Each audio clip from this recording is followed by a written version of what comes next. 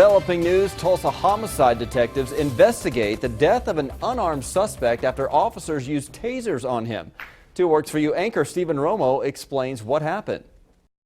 Yeah, it all unfolded here at the Super 8 Motel on Garnett.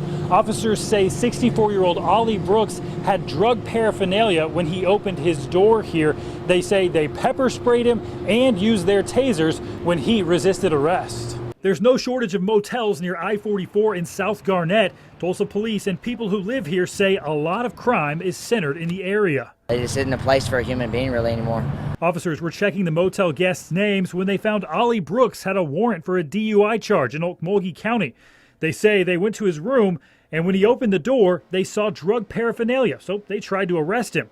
They say he resisted. They ended up using pepper spray and then their tasers. Tasered him a second time, and he still didn't comply with their commands. The officers called paramedics, which is typical after tasers are used.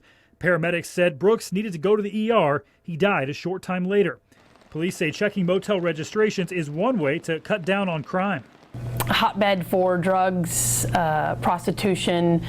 So it's just a tool that we can use to clean those places up. Garrett Fields lives nearby. He says drugs have made the area increasingly dangerous. Keep your nose out of stuff and you're not involved. That's the main rule out here. If it's not your business, don't get in it.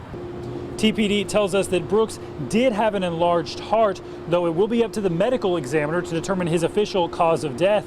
Meanwhile, the officers involved here are already back on duty. Still, homicide detectives are looking into this case as they do with any in-custody death. Stephen Romo, 2 Works For You. Also, Brooks's family plans to speak about his death. The group We the People Oklahoma will host a news conference with them in the morning.